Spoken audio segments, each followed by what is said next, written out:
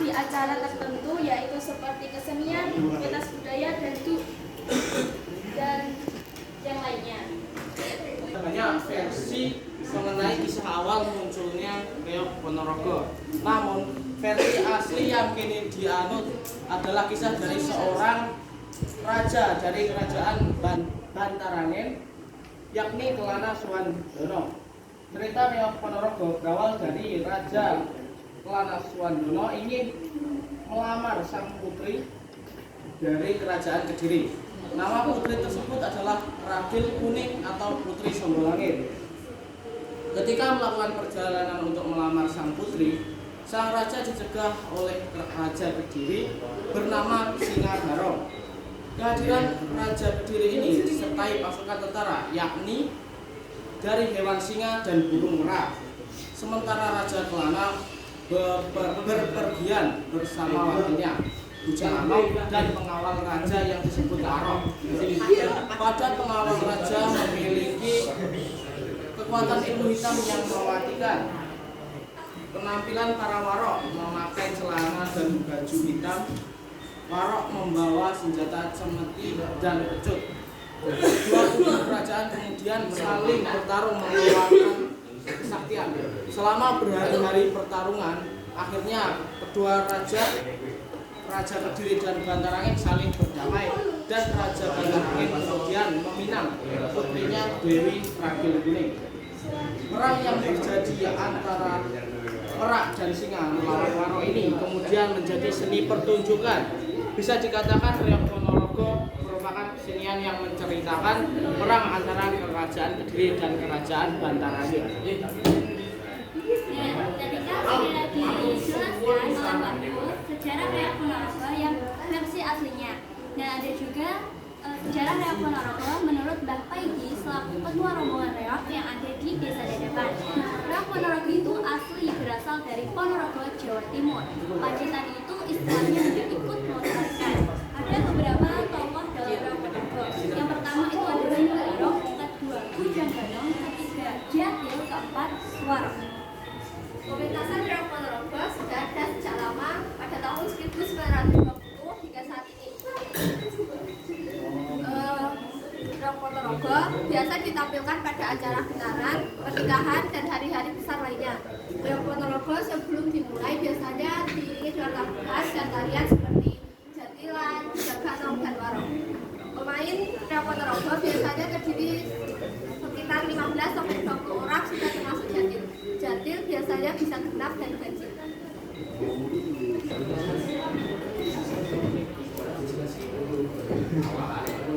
Jadi ini adalah hasil karya kami. Bahan-bahannya dari kayu. Kami membeli mentahannya sekitar harga 800 sampai 1.000 rupiah. Kemudian kami lukis dan diberi warna. Untuk tahap finishingnya diberi resin, tapi ini belum, masih dalam proses. Nanti kalau mau beli silahkan ya. Request mas, Request gambar muka Anda juga terus. Iya, senang. Real. Sekian dari kami. Silahkan jika ada yang mau bertanya. Oke, Adi. Betul loh. Lama Bi. Aku Tadi sana. Bagaimana awal terkenalnya Reog Ponorogo?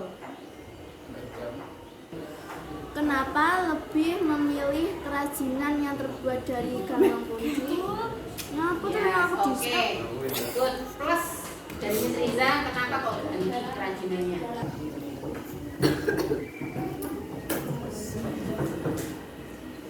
Di baskom. Ceritakan tadi, asal mula itu, latar belakang itu mengenai kisah awal munculnya Reog Ponorogo.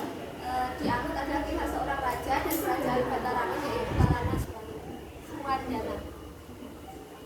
Karena ini merupakan sejarah dari peperangan antara kerajaan Bantarangen dengan kerajaan Kediri.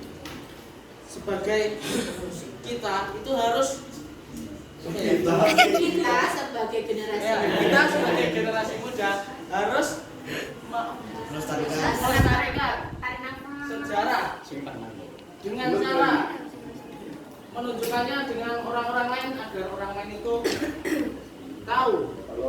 dengan cara pentas seni, pentas budaya, dan acara tertentu. Yes. Mana? Kelas Nur. Tanya yang bertanya tadi. Wahyu tanya yang bertanya tadi. Paham dan Enggak. paham. Siapa Kalau yang Mel, Oke, silahkan lanjut. Amel. Untuk gantungan kunci, karena yang pertama kemarin proyek kami gagal, sudah setengah jalan tapi tidak sesuai dengan ekspektasi. Ternyata apa yang Apa alasannya? Kenapa dengan proyek yang awal? Tidak sesuai. nggak sesuai juga ya? Kayak aneh gitu. Bu. Aneh nggak? Terus kami karena udah dipepet jadi milik gantungan kunci. Karena waktu juga udah habis. Oke, kira-kira itu modal dijelaskan sekali ya tentang kerajinannya. Modalnya, terus nanti harganya, packaging ya. Ini next kalian projectnya kan itu yang sudah presentasi juga seperti itu kan? Oh iya. Packaging dan dijual nanti. Oke, pertanyaannya cukup? Oke, Amirul. Oke. Kenapa kerajaan Bantarangin dan kerajaan Kediri perang? Silakan dijawab. Silakan. Apa tujuan dilaksanakan kesenian Riok Ponorogo? Oke. Kan beberapa waktu lalu pada itu tentang reok yang mau diakui oleh negara sebelah. Menurut kalian itu bagaimana?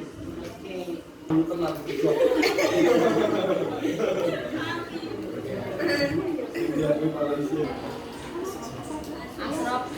Itu si Asrof. Karena jauh di belakang dekat ya Asrof. Sebenarnya kalau itu kan dilakukan dari yang lebih Tua. Pengalaman. berpengalaman. Itu kan nggak terlalu khusus sih sebenarnya kayak latihan biasa. Berarti wong biasa. Seperti Asrof. Bohong nih. Julia. Agnes, kamu punya PR menjelaskan ke Kanza. Mungkin Kanza tadi jangan mendengarkan kan? Tadi pertanyaannya jelaskan kepada Kanza. Ini selalu ya. Mau jawab dulu pertanyaannya. Gini kan kata Pak D saya yang ada di Ponorogo sebelum pentas reok di itu ya seni reok dilakukan pasti lapangan sebelum dilakukannya pentas itu pasti dipecutin. Apa sih fungsinya menurut spiritual? Oke. Pecutin. Good question. Putar makanya dia juga.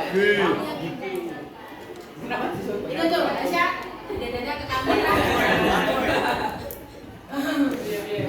Apakah pemain reok menggunakan ilmu-ilmu tertentu untuk mengangkat reok yang beratnya hampir 50 kg? Jadi Asya. Tanya. Apapun Hasilnya, kata Bapak Idi, Riok Ponorogo itu tidak menggunakan ilmu-ilmu hitam. Kan ada di wawancara Bapak Idi. Berarti murni kekuatan Mbak. Iya. Ulangi lagi Asya. Itu diulangi. Di wawancara itu Bapak Idi. Iya, katanya Bapak Idi. Jadi kembali lagi ke intinya dia sumber wawancaranya dari Pak Pai. Menurut ini Hasya ternyata tidak ada. Mungkin nanti ada yang mau menjelaskan lain di tempat lain, ada yang pakai ilmu-ilmu yang lain bisa dijelaskan dapat nilai dari Miss Deza. Yang tahu. Menurut kami tidak apa-apa diklaim orang lain atau negara lain, karena sejarah reok Ponorogo ini juga sudah tercatat oleh dunia, yaitu UNESCO. Jadi kalau negara lain mau mengklaim itu tidak resmi, gitu menurut saya. Ini pendapat ya, pendapat orang itu beda-beda, makanya kita harus menghormati pendapat orang lain. Oke, good. Next, the last question. Ulang lagi pertanyaan. di Ponorogo itu kita kurang tahu ya, kita fokusnya itu Reok Ponorogo yang ada di Pacitan. Kalau di Pacitan sendiri itu sebelum dilaksanakan acara atau ya itu dilakukan yang namanya tradisi tabuhan. Ya, jadi kita fokusnya ke yang Reok Ponorogo yang ada di Pacitan. Mungkin Rasya ada jawaban kenapa kok di sana seperti itu? Biar nggak hujan. Silakan itu kenapa kalau di Ya, sana? jadi fungsinya di pecuti sebenarnya katanya supaya tidak hujan dan menurut spiritual ya biar makhluk-makhluk yang tak kasat mata itu bisa minggir gitu Bu, tidak mengganggu acara yang ada. Pas lagi kan? Oke, good. Silahkan. Sekarang masih pengakuan dosa. Mungkin ada yang tidak kompak dari sini semuanya. Tugasnya satu-satu apa? Dari sana Novi.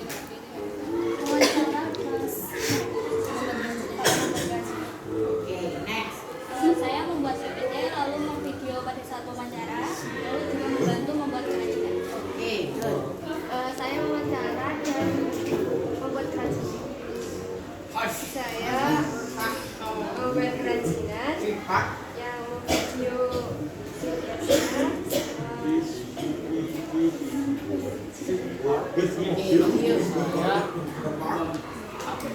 Membantu membuat kerajinan satu dan mengedit video. Oke, good. Kompak ya?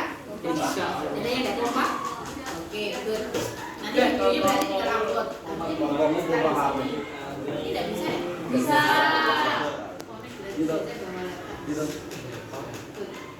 Ada di garis sekali.